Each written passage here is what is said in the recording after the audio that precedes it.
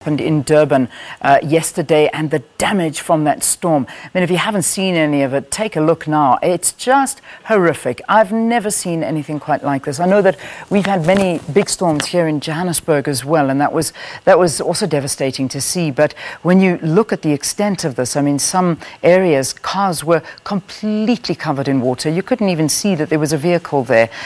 So far, what we do know is that 6 people have been killed. I imagine lots of people injured as well due to that.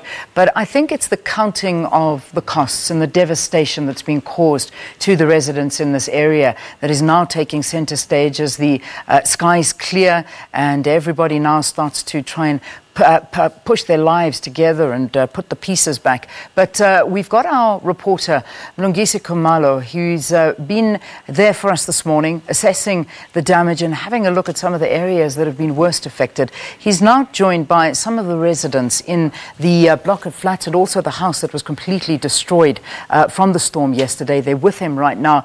Mlungisi and your guests, good morning to you. It's over to you. Yes, very good morning to you, Leah. And I mean, like I said earlier in the morning, we've been crisscrossing the city of Durban in particular, hearing the various different stories from the residents of the city. And yes, like I said earlier on, that government and officials will be counting the cost as they continue to assess damage.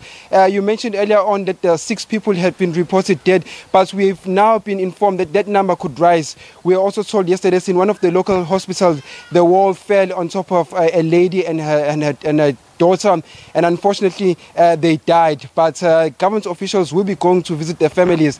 But right here with me, I'm here in Montclair, where if you can see just around me, there's that building and which is in the verge of collapsing. And the residents here say that they are very worried as it could collapse anytime. But with me, I've just got one of the residents who lives in that building who will tell us about their experience, and that's how they were worried throughout the night and that they did not sleep and so on. Mr. Shabalala, just briefly tell us about your experience shortly.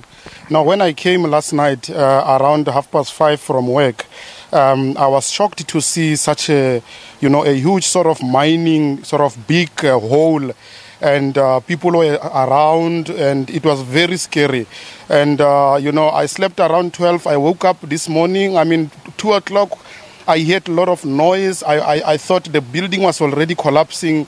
It was really a very sort of, a strange feeling, to feel like you are dying that night. And I woke up 4 o'clock this morning to come back and check, and the soil keeps falling, and that is a scary feeling. I haven't even gone to work today. I still want to see how is it going to happen, and I don't want to leave my family stranded.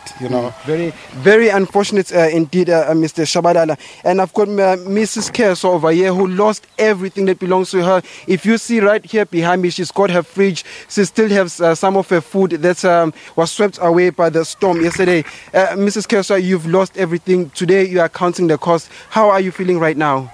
I am truly devastated, and for the fact that we've been reporting the storage system from Northridge Park for the past 5 years to the municipality and nothing hasn't been done.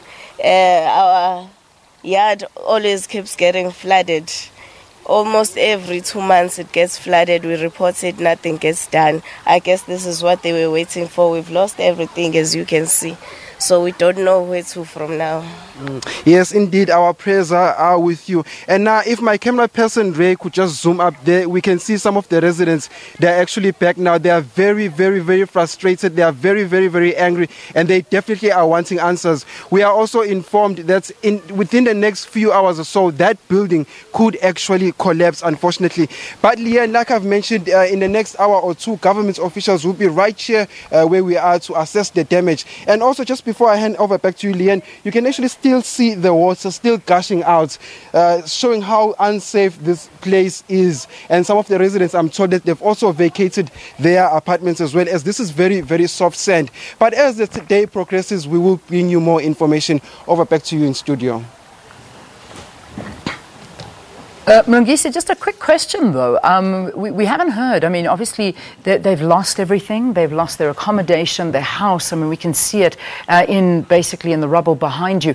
Are they being accommodated anywhere? Has the provincial government set up some shelters and emergency places for people to go to get some assistance? Well, fortunately for Mr. Shabalala and Keswa, they've got relatives very close by.